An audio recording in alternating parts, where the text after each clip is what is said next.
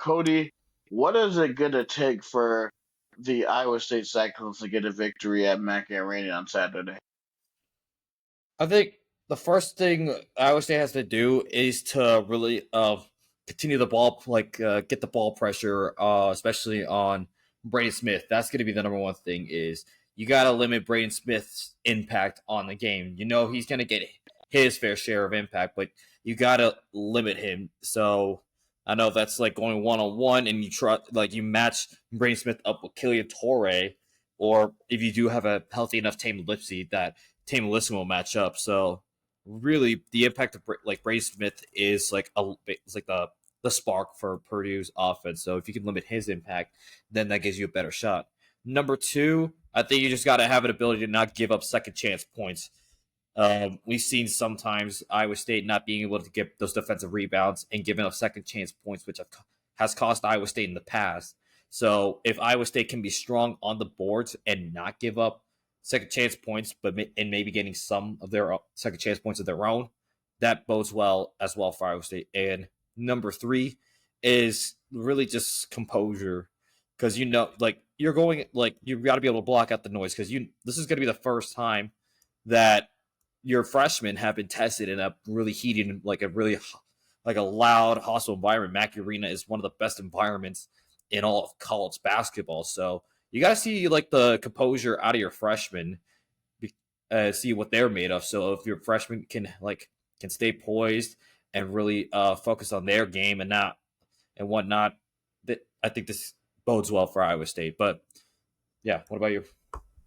I say for me, keep poise, like you said. The young guys, I'm very, very excited to see how they come and compete. Because this game is going to be a game of runs, and I'm sure there's going to be a game where they go up by like 10 or 15.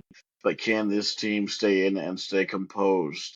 Can they go on a run and counter that and keep this game close and not just have like a debilitating like stop run where or and one thing I do like about this offense is that you remember how last year and and the year prior where they used to go on those like 3 or 4 minute shooting droughts. Yeah, I do like. I think this is a much more deeper team offensively, and like I said before in the previous pod, is saying that this offense has a higher floor than what they did the previous few years.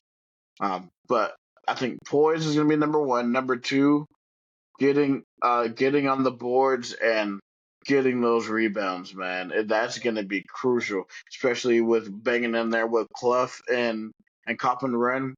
Like I think this is going to be a game where Blake Buchanan definitely has to be um disciplined, because this is a game where you don't want to have him out where he gets two quick fouls, and then you're really going to be in trouble. Then you don't want to get him or Jefferson in foul trouble in the beginning of the game, in the beginning of this game, to a point to where you don't want to get blown out the gym in the first half where you have no way to come back.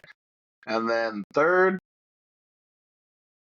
for me, it's like you said, it's going to be the same thing. Second chance points. Being able to get on the boards. Blake Buchanan has been really, really good with that, and he's been a double double guy. Um, and that's what Ash was saying to him. He said that he's going to be a double double guy, and that's what we've been seeing during the tournament and basically for the entire season.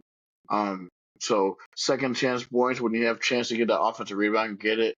Being able to get or give it out to Milan, or give it to Torrey, or giving it to Joshua Jefferson.